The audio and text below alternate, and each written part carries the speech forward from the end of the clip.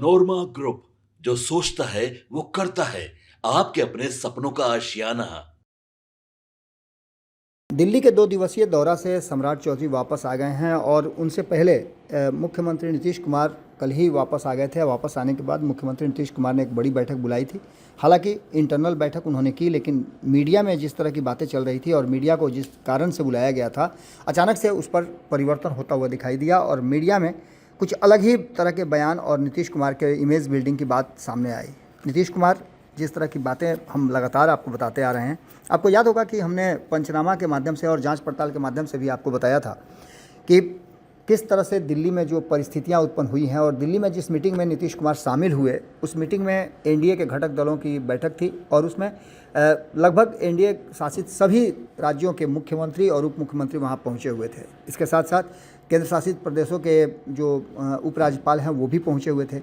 इन सारी परिस्थितियों में जो प्रधानमंत्री नरेंद्र मोदी दिखा रहे थे, जो तस्वीरें दिखा रहे थे और उन तस्वीरों के बीच में ही उठ करके नीतीश कुमार निकल गए थे, उसके बाद से हमें ये अंदाज़ा लग गया था कि नीतीश कुमार कुछ बड़ा करेंगे, कोई बड़ा फैसला भी ले सकते हैं।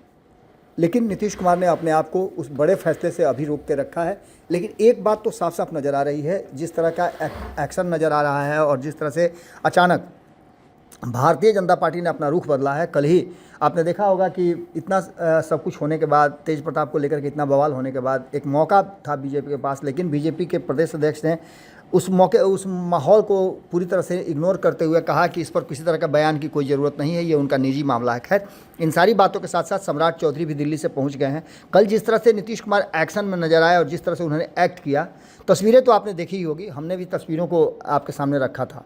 लेकिन आज सम्राट चौधरी जब पहुँचे भाजपा कार्यालय में, तो वो काफ़ी चुपचाप थे और चारों तरफ से लोगों से घिरे हुए थे। उनके साथ साथ उनके सुरक्षाकर्मी के साथ साथ उनके कार्यकर्ता और पदाधिकारी भी उनके साथ मौजूद थे। मीडिया वहाँ मौजूद थी और मीडिया से कहीं ना कहीं सम्राट चौधरी बचते हुए नजर आए। ये बातें कहीं ना कहीं इशारा कर रही हैं कि आने वाले समय में कुछ तो बात है जिसकी पर्देदारी है, और जो दिल्ली में क्या कुछ हुआ उस पर प्रेस कॉन्फ्रेंस करके आपने देखा होगा कि इधर पिछले कई महीनों से, या कहा जाए तो लगभग 7-8 महीने से, जिस तरह से नीतीश कुमार ने एनडीए गठबंधन की बैठक बुलाई थी और उसके बाद से एनडीए गठबंधन की एकजुटता की बात की जा रही थी, साथ बैठ करके मीटिंग्स होती थी, सभी दल के जो प्रदेश अध्यक्ष हैं वो बैठते थे, बात करते थे, मीडिया से उनको बाइट दी जाती थी और बताया जाता था कि आगे के चुनाव की क्या तैयारियां हैं, क्या वो रणनीति है, किस तरह काम कर रहे हैं, आगे क्या होगा, ये सारी बातों और सारी संभावनाओं पर विचार किया जाता था। लेकिन अचानक से ये सब पर विराम लगा हुआ है और दूसरी तरफ आप देख रहे होंगे कि गतिरोध एनडीए गठबंधन में उत्पन्न हो गया है। बारी बारी से नीतीश कुमार मीटिंग्स कर रहे हैं और कल के मीटिंग के बाद जिस तरह से नीतीश कुमार ने अपने संगठन की बात की और संगठन पर विशेष तवज्जो देने, फोकस करने की बात की, उसके बाद से तो निश्चित रूप से कान खड़े हो जाने हैं। क्योंकि नीतीश कुमार, अब तक यही देखा जा रहा था कि नीतीश कुमार एनडीए गठबंधन के नेता हैं, लेकिन इसके साथ साथ कल जदयू को लेकर के जो बातें उन्होंने कही, और इसके पहले हमने आपको बताया कि जदयू के शीर्ष नेताओं को, अपने कोर टीम के लोगों को उन्होंने स्पष्ट कर दिया है कि इस बार जदयू को नंबर 1 की पार्टी बिहार में बनाना है। इसको लेकर के भी लगातार प्रक्रियाएं चल रही हैं और इस पर योजनाएं बनाई जा रही हैं। लेकिन इन सब के बाद आपको बता दें कि दिल्ली से नीतीश कुमार के लौटने के बाद और दिल्ली में इस बड़ी बैठक के बाद अभी तक एनडीए घटक दल के इन दोनों दलों, बड़े दलों के तरफ से किसी तरह का बयान नहीं आना इस बात की तरफ इशारा करता है कि सब कुछ ठीक तो नहीं है। क्योंकि दिल्ली से लौटने के बाद या तो नीतीश कुमार या फिर भारतीय जनता पार्टी, किसी न किसी को दिल्ली में जो मीटिंग हुई और बिहार को लेकर के फैसले लिए गए, या फिर एनडीए गठबंधन के भीतर जो बैठकें हुई, जो मीटिंग्स हुई, जिन पर जो चर्चाएं हुई, उन चर्चाओं को बिहार के लोगों से अवगत कराने का निश्चित रूप से बनता था। लेकिन दोनों ही इससे बिल्कुल अलग हैं और इस मुद्दे पर कोई बात करना नहीं चाहता। दिल्ली में क्या हुआ इससे सभी बचना चाहते हैं और सभी कहीं ना कहीं आपको साफ साफ दिख रहा होगा कि न तो विजय सिन्हा और न ही सम्राट चौधरी इस पर किसी तरह का कोई प्रतिक्रिया दे रहे हैं और न नीतीश कुमार की पार्टी की तरफ से इस पर किसी भी तरह का अब तक कोई बयान आया है। हाँ, एक बात जरूर हुई है कि 2 राउंड की बैठक हुई है और 2 राउंड की मीटिंग में मीडिया को जो ब्रीफ किया गया है उसमें जनता दल यूनाइटेड के मुख्य प्रवक्ता, राष्ट्रीय प्रवक्ता की बात करें, राष्ट्रीय प्रवक्ता हैं राजीव रंजन, उन्होंने मीडिया के सामने जो बातें रखी और नीतीश कुमार का गुणगान किया, नीतीश कुमार की नीतियों और रणनीतियों और उनकी योजनाओं का जिस तरह से उन्होंने खाका खींचा, उसके लिए क्रेडिट नीतीश कुमार को दी गई।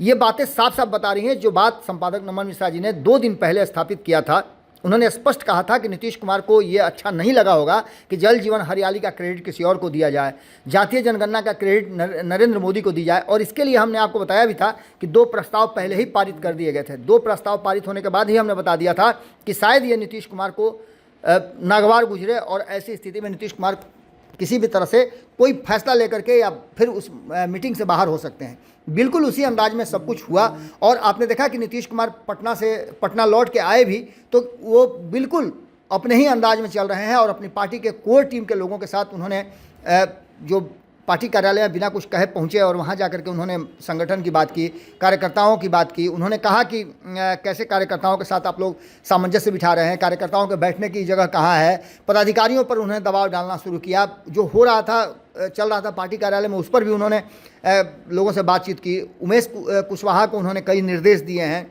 ये सारी बातें देखने को मिली हैं, पब्लिक डोमेन में ये सब बातें आई हैं, तस्वीरों में साफ नज़र आ रहा है। क्या बोल रहे थे ये तो समझ में नहीं आया, लेकिन इतना जरूर समझ में आया कि वो संगठन को लेकर के जो बातें सामने नज़र आई हैं और जिन बातों पर मुहर लगी है वो यही थी कि संगठन को लेकर के वो काफ़ी ज़्यादा एग्रेसिव थे और आगे संगठन को कैसे मजबूत करना है जिससे कि 2025 का चुनाव लड़ा जाएगा। इस बीच में आपको बता दें कि सीट शेयरिंग के समझौता से लेकर के बाकी की चीज़ें और मीडिया में जो बातें निकल करके सामने आ रही हैं, कई तरह के सर्वे रिपोर्ट एकदम ताज़ा आने शुरू हो गए हैं जिसमें कहा जा रहा है कि नीतीश कुमार को भाजपा से कम सीटें मिलेंगी, 2020 के आधार पर सीटों का बंटवारा होगा। ये सारी बातें कहीं ना कहीं नीतीश कुमार के डिमांड के खिलाफ और नीतीश कुमार की राजनीतिक प्रकृति के बिल्कुल खिलाफ जा रही है। ऐसे में अगर सम्राट चौधरी ऑफिस में आते हैं, मीडिया से दूरी बनाते हैं, क्योंकि आपने देखा होगा कि सम्राट चौधरी के सामने मीडिया आ जाए और सम्राट चौधरी नहीं बोले, ऐसा नहीं देखा गया है। उस दिन भी उन्होंने ज़रूर बोला था जिस दिन उनको उप मुख्यमंत्री का शपथ लेना था और मीडिया उनसे सवाल पूछ रही थी, तब भी उन्होंने कहा कि हाँ सब कुछ हो जाएगा आप देखिए। लेकिन आज उन्होंने मीडिया से बिल्कुल दूरी बनाई है। क्या होने वाला है ये अलग बात है। इसी बीच में आपको बता दें कि भारतीय जनता पार्टी की कोर टीम की बैठक भी आज होनी है, उसको लेकर के भी सब कुछ चल रहा है और प्रधानमंत्री नरेंद्र मोदी को 29 और 30 को आना है बिहार, उसको लेकर के भी बैठकों का दौर चल रहा है।